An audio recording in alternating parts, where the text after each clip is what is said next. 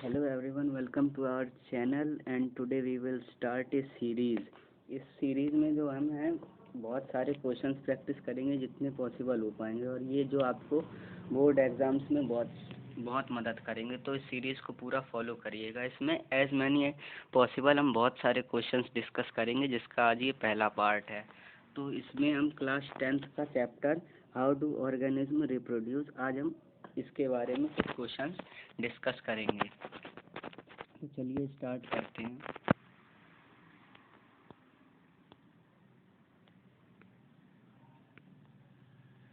तो हमारा पहला क्वेश्चन है कि if A women is using copper T will it help in protecting her from sexually transmitted disease. अगर कोई वुमेन कॉपर टी का यूज़ करती है तो क्या वो एसटीडी से बच सकती है? तो अब इसका आंसर हम लोग देखते हैं कि इसका आंसर होगा no, because sexually transmitted disease occurs due to fluid contact that takes place in the vagina. अगर वो कोई वुमन कॉपर टी यूज़ करती है तो वो एसटीडी से नहीं बच सकती, क्योंकि एसटीडीज फ्लूइड से जाती हैं। अगर कॉपर टी यूज़ होगा तो प्रेगनेंसी तो रोकी जा सकती है, लेकिन जो फ्लूइड होता है उसके कुछ जो वायरस होते हैं वो वेजाइना में एंटर कर जाते हैं, जिसकी वजह से एसटीडीज होने का खतरा रहता है। हमारा क्वेश्चन नंबर 2 है कि what are the functions performed by testis in the human beings. जो टेस्टिस होती हैं मेल्स में, उनकी क्या फंक्शनिंग है? चलिए इसका आंसर देखते हैं। इसका आंसर है the functions of testis to produce sperm and male sex hormone called testosterone.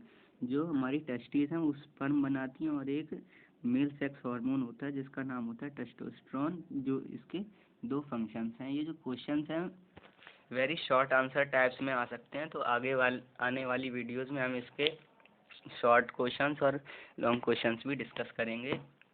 फिलहाल जितने भी ये क्वेश्चंस हैं आपके बोर्ड एग्जाम में 1 मार्क्स में पूछे जा सकते हैं। तो चलिए अगला क्वेश्चन देखते हैं। Trace the path of sperm during ejaculation and mention the gland and there functioning associated with the male reproductive system. जब इजैकुलेशन होता है तो स्पर्म क्या पाथ फॉलो करता है, ये इस क्वेश्चन में पूछा गया। चलिए इसका आंसर देख लेते हैं। सबसे पहले जो है कि सबसे पहले स्पर्म निकलता है टेस्टिस से, उसके बाद जाता है वासा इफ्रेंस में, उसके बाद एपिडाइमिस में, उसके बाद वास डिफरेंस में, एब्डोमिनल कैविटी से होते हुए उसमें कुछ सिक्रीशंस मिक्स होती हैं, उसके बाद ये पेनिस से इजैकुलेट हो जाता है। नेक्स्ट क्वेश्चन हमारा आता है कि what changes observed in the uterus subsequent to implantation of young embryo. मतलब कि जब कोई एम्ब्रियो इम्प्लांट होता है यूट्रस में तो उस दौरान यूट्रस में क्या चेंजेस आते हैं, इस क्वेश्चन में ये पूछा गया है। तो इसका आंसर होगा the uterine wall thickens and richly supplied with blood. जो यूट्राइन वॉल होती है वो उसके अंदर जो उसकी जो वॉल है वो ब्लड से बहुत ज़्यादा सप्लाई हो जाती है और थोड़ी थिक हो जाती है।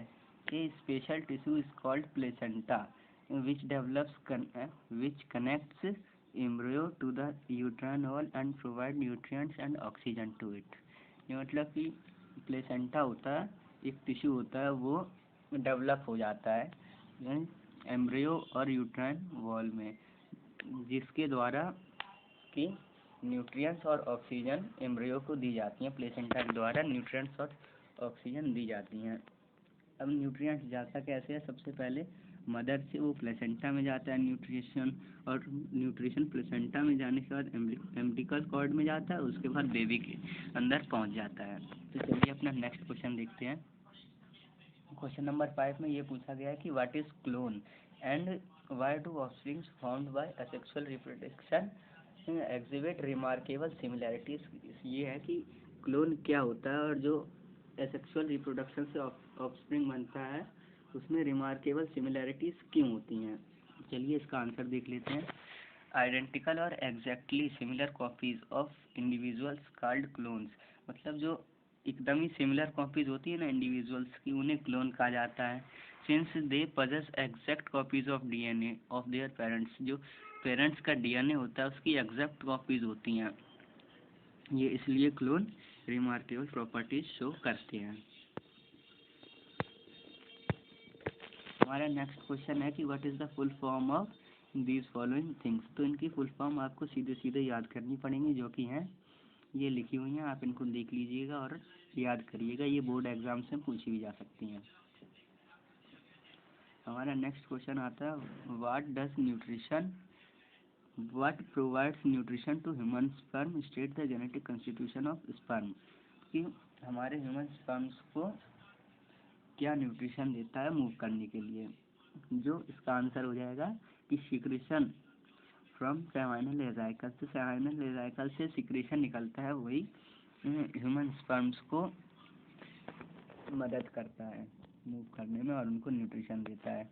नेक्स्ट क्वेश्चन है कि mention the chromosome of parent, mention the chromosome present in the zygote which determine the sex of female child. जो फीमेल चाइल्ड का क्रोमोसोम होता है वो होता है एक्स और एक्स, और जो मेल चाइल्ड का क्रोमोसोम होता है वो एक्स वाई मेल चाइल्ड का होता है और एक्स एक्स फीमेल चाइल्ड का होता है।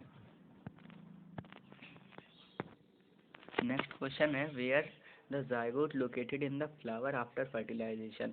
फर्टिलाइजेशन के बाद जो ज़ायगोट होता है वो कहाँ इम्प्लांट होता है, ये पूछा गया है कि वो कहाँ लोकेट होता है। तो इसका आंसर होगा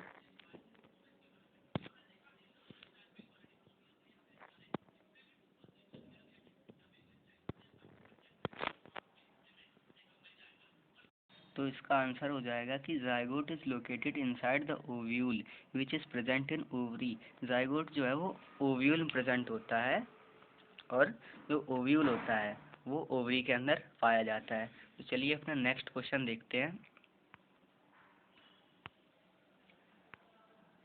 give an example of unisexual and bisexual flowers. तो यूनिसेक्सुअल एंड बाइसेक्सुअल फ्लावर्स हो जाएगा कि यूनिसेक्सुअल फ्लावर्स का एग्जांपल हो जाएगा वाटरमेलन एंड पपाया, और बाइसेक्सुअल का हो जाएगा हिबिस्कस एंड मस्टर्ड। ये दो एग्जांपल्स हैं जो कि आप सीधे सीधे याद रख सकते हैं। तो अब बात आती है हमारे नेक्स्ट क्वेश्चन की। ये है what is meant by the term regeneration. Regeneration से हम लोग क्या समझ सकते हैं, तो चलिए इसको समझ लेते हैं। Regeneration is the process in which a single segment of organism can give rise to new individual. तो इसमें ये होता है कि ये जो रीजनरेशन है ये एक प्रोसेस है जिसमें सिंगल सेगमेंट ऑफ ऑर्गेनिज्म एक नए ऑर्गेनिज्म को राइज मतलब जन्म दे सकता है। The simple organism like hydra and planaria show regeneration. मतलब जो हाइड्रा होते हैं और प्लेनेरिया होते हैं वो रीजनरेशन शो करते हैं। If hydra and planaria somehow get cut into number of pieces then each part will grow into new organism।